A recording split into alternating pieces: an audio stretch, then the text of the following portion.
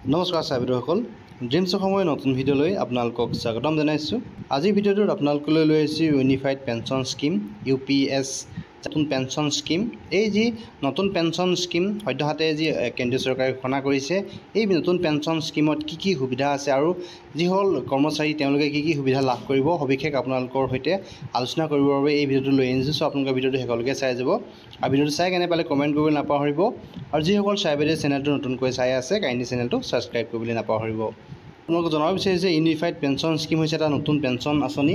এই পেঞ্চন আঁচনিটো ঘোষণা কৰিছে কেন্দ্ৰীয় চৰকাৰে আৰু ইয়াত কি কথা অন্তৰ্ভুক্ত কৰা হৈছে আপোনালোকক জনাব বিচাৰিছোঁ। যিহেতু এই যি পেঞ্চন স্কিমটোৱে NPSৰ হৈ থকা যি বিতৰ্ক, সেই বিতৰ্কৰ অৱসান ঘটাবৰ বাবে কেন্দ্ৰীয় চৰকাৰে নতুনকৈ এটা ইউনিফাইড পেঞ্চন স্কিম লৈ আহিছে। যিহেতু যিসকল চৰকাৰী কৰ্মচাৰীয়ে যি 2005 চনৰ পিছত চাকৰি লাভ কৰিছে বা চাকৰি যোগদান কৰিছে, তেওঁলোকৰ যি পেঞ্চন স্কিমটোক NPS বুলি কোৱা হৈছে। ইয়াৰ পূৰ্বতে এই পেঞ্চন স্কিমটো কোৱা হৈছিলে OPS, যি অল্ড পেঞ্চন স্কিম, যাৰ যি বিকল্প হিচাপে এই যি পেঞ্চন আঁচনিটো ঘোষণা কৰা হৈছিলে। যিহেতু NPSৰ বিকল্প হিচাপে এই যি ইউনিফাইড পেঞ্চন স্কিমটো ঘোষণা কৰিছে কেন্দ্ৰীয় চৰকাৰে আৰু এই আঁচনিটোত কি কথা অন্তৰ্ভুক্ত কৰা হৈছে মই আপোনালোকক সবিশেষ জনাব বিচাৰিছোঁ।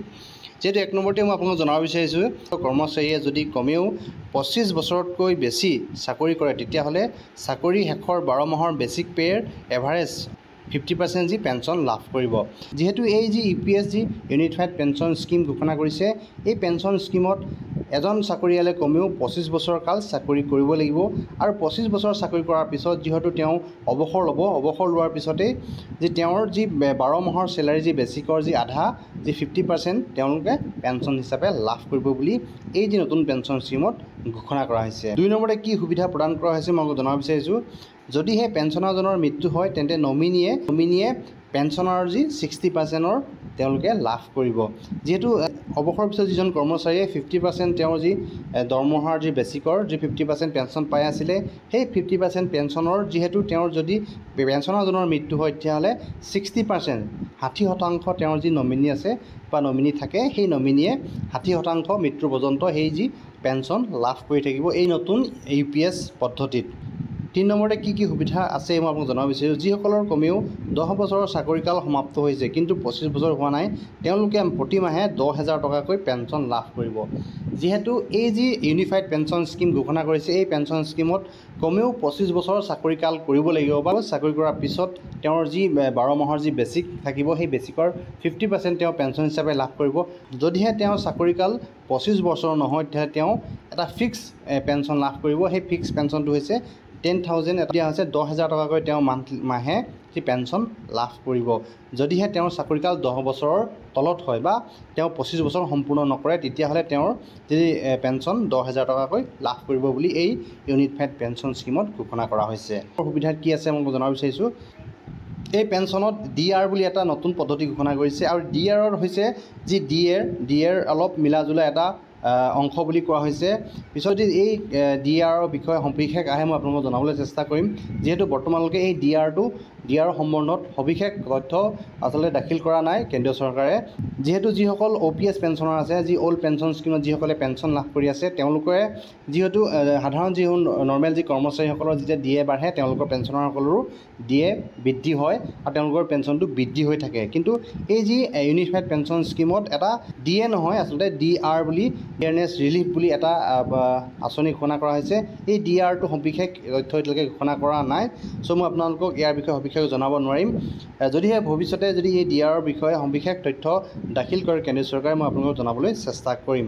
যিহেতু নৰ্মেলভাৱে যিসমূহ পেঞ্চন থাকিব, সেই পেঞ্চনতো অলপ হ'লেও বৃদ্ধি হৈ থাকিব বুলি ঘোষণা কৰিছে কেন্দ্ৰীয় চৰকাৰে। নম্বৰতে কি সুবিধা আছে মই জনাব বিচাৰিছোঁ। গ্ৰেজুৱেটৰ উপৰিও এটা লামচাম এমাউণ্ট দিয়া হ'ব। চাকৰিৰ প্ৰত্যেক 6 বছৰৰ বাবে এমাহৰ যি চেলাৰী বেচিক প্লাছ DA বুলি কোৱা হৈছে। যদি বা কোনোবাই 36 বছৰ চাকৰিকাল সম্পূৰ্ণ কৰি অৱসৰ লয় তেতিয়াহ'লে 36ক আপোনালোকে কি হ'ব লাগিব, হৰণ কৰিব লাগিব 6ৰে। তো আপোনালোকে 6 মাহৰ যি থাকিব সেই 6 মাহৰ চেলাৰীটো একেলগে লাভ কৰিব। যিহেতু 6 বছৰক এমাহ ধৰি ধৰা হৈছে এই গ্ৰেজুৱেটিত, 6 বছৰ যদি কাৰ্যকাল কৰে, 6 বছৰৰ কাৰ্যকালক এমাহৰ যি ধৰা হৈছে আৰু সেই এমাহৰ চেলাৰীটো আপোনালোকক যেতিয়া ৰিটায়াৰমেণ্টৰ সময়ত আপোনালোকে প্ৰদান কৰিব বুলি এই যি নতুন পেঞ্চন স্কিমত ঘোষণা কৰা হৈছে। ইয়াৰ পিছতে আপোনালোকক জনাব বিচাৰিছোঁ এই যি pension scheme unified pension scheme, এই ইউনিফাইড পেঞ্চন স্কিমটো 1 এপ্ৰিল 2024 পৰা কাৰ্যকাৰী কৰা হ'ব বুলি ইতিমধ্যে কেন্দ্ৰীয় চৰকাৰে ঘোষণা কৰিছে। আৰু যিহেতু এই ইউপিএছত চৰকাৰৰ যি মান্থলি কণ্ট্ৰিবিউশ্যন হ'ব 18.5% বেচিক প্লাছ ডিএ, যিহেতু চৰকাৰৰ যি কণ্ট্ৰিবিউশ্যনৰ 18.5% যি বেচিক আৰু ডিএৰ যি কণ্ট্ৰিবিউশ্যন তেওঁলোকে প্ৰদান কৰিব বুলি এই যি পেঞ্চন স্কিমত ঘোষণা কৰিছে। আৰু মই আপোনালোকক জনাব বিচাৰিছোঁ যি ৰাজ্য চৰকাৰে এই ইউপিএছক বলবৎ কৰে সেই ৰাজ্যৰ কৰ্মচাৰীয়ে এই ইউপিএছত অন্তৰ্ভুক্ত হ'ব পাৰিব। যিহেতু এই যি স্কিমখন কেন্দ্ৰীয় যি কৰ্মচাৰীসকল আছে, চৰকাৰসকলৰ কৰ্মচাৰীসকল আছে, তেওঁলোকৰ বাবে প্ৰযোজ্য হ'ব বুলি ঘোষণা কৰিছে। যদিহে কোনো ৰাজ্য চৰকাৰে যদি এই ইউপিএছ যি পেঞ্চন স্কিম বলবৎ কৰিব বিচাৰে তেতিয়াহ'লে তেওঁলোকেও এই যি ইউপিএছ পেঞ্চন স্কিমত অন্তৰ্ভুক্ত হ'ব পাৰিব বুলি ঘোষণা কৰিছে।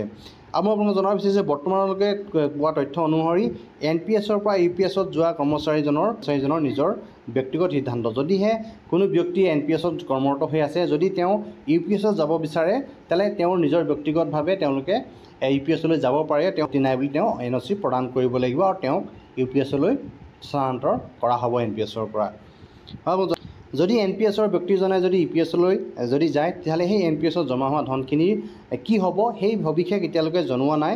যদিহে এই সবিশেষ জনাই দিলে সেই কথাখিনি মই পৰৱৰ্তী ভিডিঅ'সমূহত আপোনালোকক মই জনাবলৈ চেষ্টা কৰিম। চ' চাবলৈ আজিৰ ভিডিঅ'টো মই আপোনালোকক জনালোঁ যিহেতু কেন্দ্ৰীয় চৰকাৰে ঘোষণা কৰিছে ইউপিএছ যি ইউনিফাইড পেঞ্চন স্কিম আৰু এই পেঞ্চন স্কিমত কি সুবিধা প্ৰদান কৰা হৈছে মই আপোনালোকক সবিশেষ জনালোঁ। আশা কৰিছোঁ ভিডিঅ'টো আপোনালোকক যথেষ্ট উপকৃত কৰিব। চ' ভিডিঅ'ত ইমানখিনি আছিলে। এই ভিডিঅ'টো শেষলৈকে চাই থকাৰ বাবে আপোনাক পুনৰবাৰ ধন্যবাদ জনালোঁ।